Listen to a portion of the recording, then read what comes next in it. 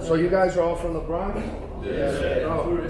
So from what your leaders were telling me, you guys have all shown kind of traits that you're capable of handling more, right? That's dope. You know, when I was growing up, I was in somewhat a similar program, but for the exact opposite, right? I was a real knucklehead. I got in a lot of trouble and stuff like that. But at the same time, I wanted to help. So towards the end of my high school years, I got to go into a program where I was helping others and stuff and trying to show leadership and stuff. There's a lot of things that you'll probably get taught over the years in these classes where it might not really register or make any sense to you, but you apply to life down the road, right? Like you'll look back and be like, man, I learned that in class. Like, that did help. Doing it this way as opposed to another way, right? But so how many of you guys know about urban necessities? A couple of you guys? All right, so you've been watching the videos for 2 years. Crazy. It's a lot's changed in 2 years. A lot's changed with my channel because what I realized is that like halfway through it, I started seeing a lot of people were paying attention to me, not so much for the shoes, but because of the story. When I got on that channel, I was just roasting everybody, just cracking jokes, and that's not what the channel's for, right? If you look at the last like year and a half of the content, it's about helping others, about finding a creative way to create a dollar, repetition, rolling up your sleeves and doing everything that everyone else doesn't want to do, because that's how you kind of get ahead, right? So, real backstory from me is I'm originally from Jersey, Perth Amboy, so one of the smaller towns in Jersey, one of the worst neighborhoods in Jersey. Like, it's really poor. I grew up Section 8, right? I had a lot of issues at home, diapers, couch running out of the house kind of thing, because I was a real knucklehead. And it wasn't that I was a bad kid, it was just I struggled with people telling me how to do stuff. And I always thought that my way worked, right? And I lived my life pretty much the whole way like that, right? I struggled a lot. I was good at what I did, but I always was taking, for every step I took forward, I would be taking 2 or 3 steps backwards, right? Just because I was getting in trouble. So I eventually, to cut the story really short, I eventually get to Vegas, and I get to Vegas with $20. And my first 6 months I'm in Vegas, I'm homeless, right? I'm eating out of trash cans, I'm sleeping in parks, I'm sneaking into hotels to take showers, like I'm panhandling, so I got my hand out. You know, I didn't want to have my hand out, so once I got a little bit of money from panhandling, I bought a cooler, I started selling water. Right, and then one day I randomly walk into this mall and I see a bunch of guys standing in line for sneakers on a Thursday night. And I'm like, yo, what are y'all doing here? Oh, we're here standing for sneakers. When the sneakers come out? Saturday morning. So you mean to tell me y'all are standing in line from Thursday night till Saturday morning for some shoes? And I was like, why? Like, this is crazy to me. Like anybody that you try to explain sneakers to, right? When you tell them, yo, this shoe goes for $300, you're crazy. This shoe goes for $500. Oh, you're wilding out. Let alone a $50,000 shoe, you know? So I start paying attention, and now I start noticing these guys coming back more often, right? I eventually start standing in line for people, so that way they can go home and sleep. And I'm basically a mule. I'm just sitting on a chair, but I'm getting paid, and between selling water, having my hand out, and standing in line for shoes, I eventually get money to start paying for weeklies, right? I'm sleeping in this motel. I eventually clean myself up, get some clothes, get a job. I job hop a little bit.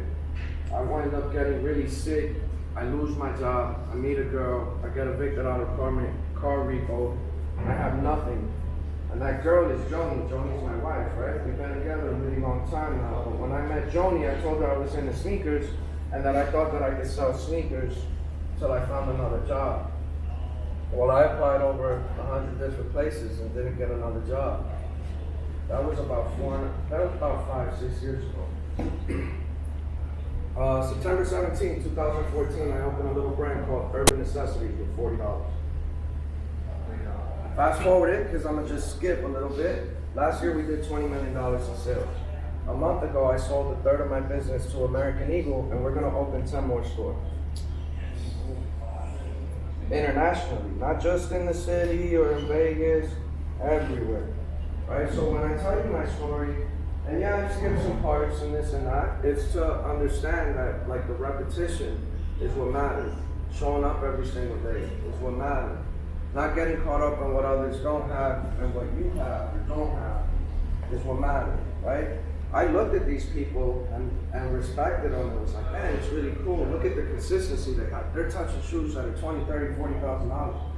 At one point I thought, I'll never see those shoes, right? Then I realized, what are they doing different than me? Nothing. They've just put in effort and they've had time behind it, right? So I figured, well, I got nothing but time. I don't have a job, right? And here we are. So here at the soft opening for Soul Stage.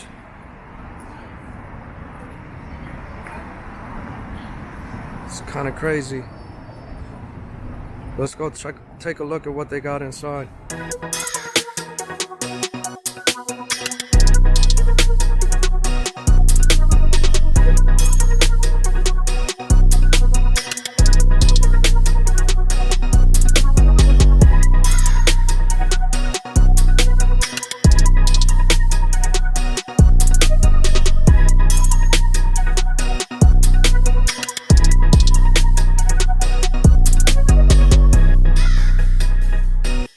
Day one, only been open what, 2 hours? 2 hours. Already cooking? Yeah, appreciate it. Thanks for coming. Nah, man, I'm honored to be here, bro.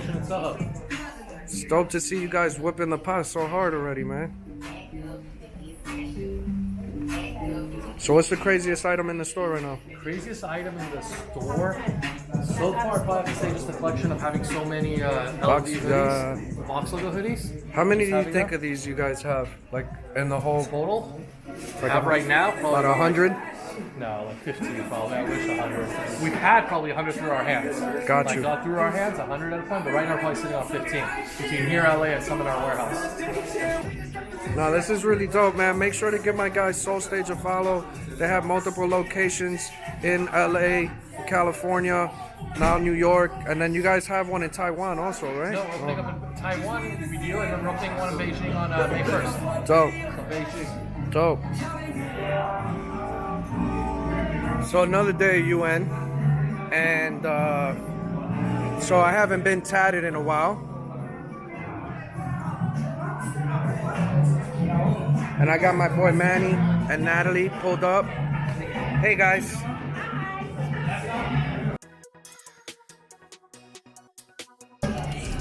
So the store's about to close. Yes, sir. And I'm about to get tattooed in the store. Nowhere else but at UN Soho. It's the UN way.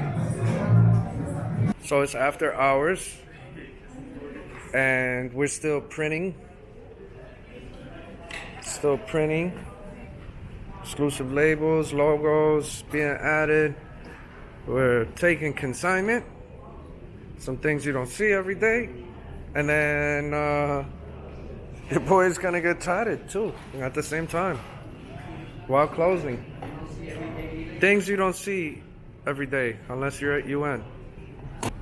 RIP to my hairline. God. New haircut styles. Give you a V in the back. You want the V? Oh boy.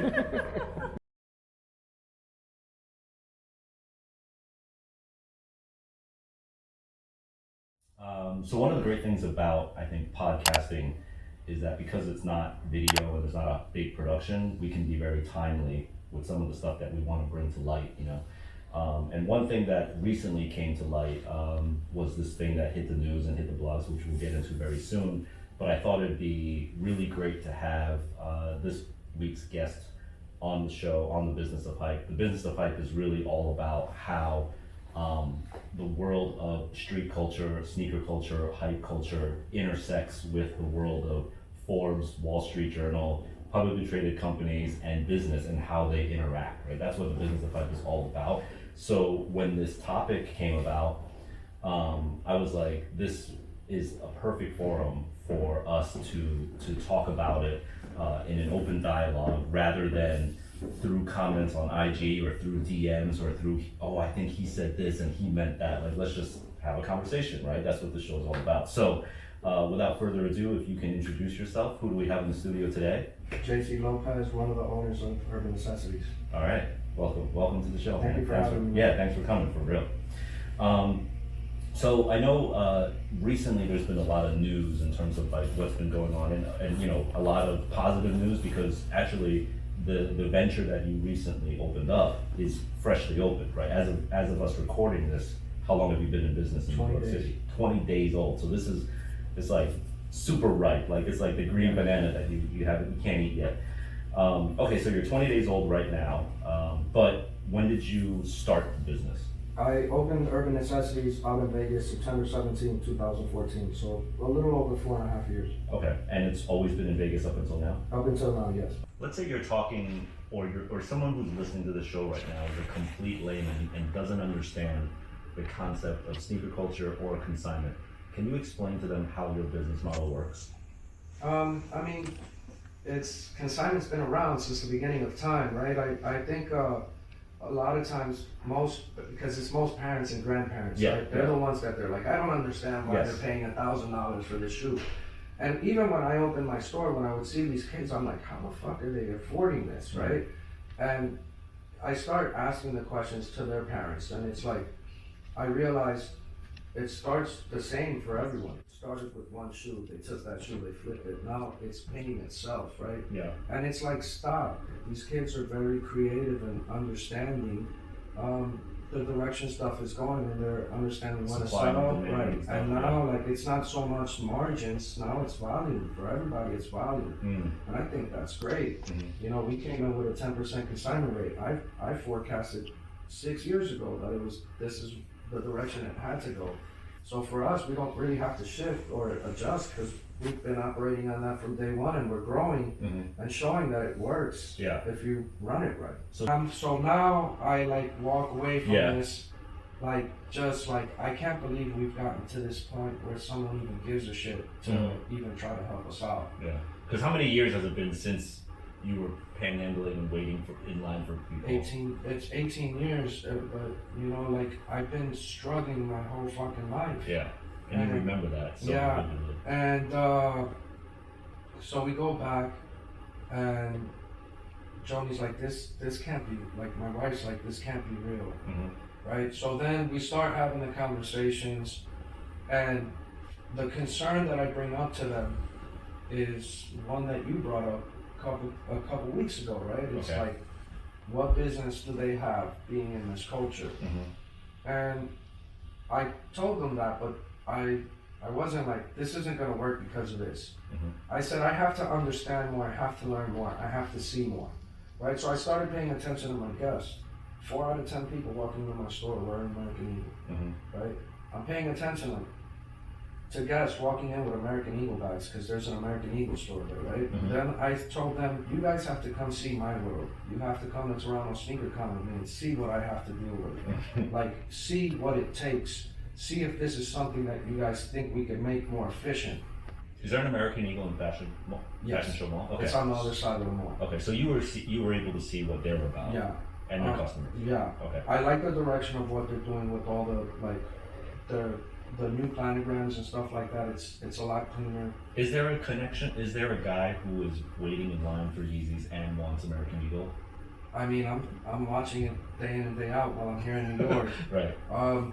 Look, there's tons of people that could justify spending $400 or $500 on shoes, but they won't spend $80 on jeans. They're not going to spend $400 for Amiris, like, but they want that Amiri look. So I'm paying attention to all this, and I'm seeing like, man, I'm watching guys wearing joggers, I'm watching guys wearing American Eagle stuff. Like, granted, that might not be the first thing, like, if your culture to say, yo, I'm going American Eagle to get this next hot fit, but it's infused enough, right? And then what I started looking at more was more the number side of it. They're the number one vendor of denim for women in the United States. They're the number 3 vendor of denim for men in the United States. They generated between all 500 plus businesses that they're a part of almost $6 billion last year, right? I don't need help telling my story. I don't need help shaking my pom-poms. I need help making it logistically efficient so I can have a shot to compete against what Goat is doing, Flight Club is doing, what StockX is doing, what Stadium Goods is doing. Like, I don't want to give up on my dream, right? They're the guys that are going to help me do it. But then I start looking deeper into the brand, like, okay, is this just a money grab for them? And I'm really thinking like, all right, well, we figured out a percentage and we figured out what we feel that percentage is worth. They think it's fair, but they're only keeping a third of my brand. I only did 20 million in sales last year, right? Like, and I operate on a 10% margin. So are they really doing this for money, or are they just fucking helping me out, right?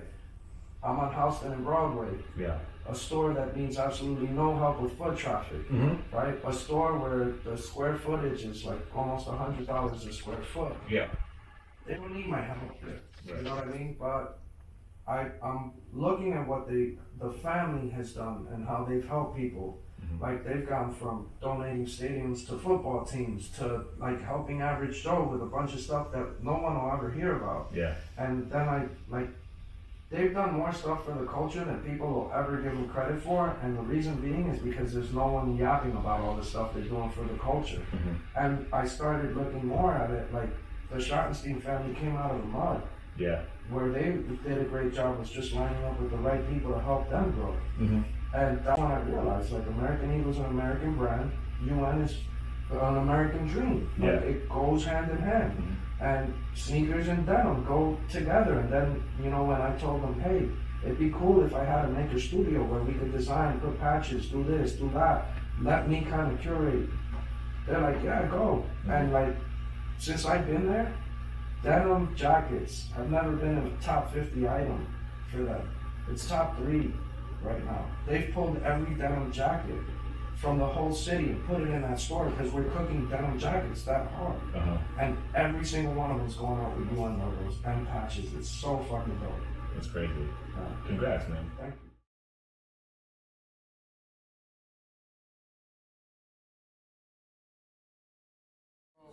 I just did a live stream. Alright, I hit up the kid. Pretty much asked him for his address. Got his name. Right? And then I sent him a picture of the receipt. I pay for it with my own personal debit card, no handouts here. And this is being shipped out. So now I'm on my way to go pack because me and Joni are headed to Mexico for Dejando Huella. So appreciate you guys watching. Thanks for helping me get to 205,000 subs, man. It means a lot. I'm sorry I've been taking so long on some of these videos, but your boy's been really kind of overwhelmed by all the work that I've had. But it's been a real blessing, and it's been because of you guys. So keep an eye on what we're doing. We just announced the Toronto store. You know, there's a lot of crazy stuff working. Toronto store just got announced. We're finalizing that, and we're already talking and working on the next store. So I'll catch you guys soon.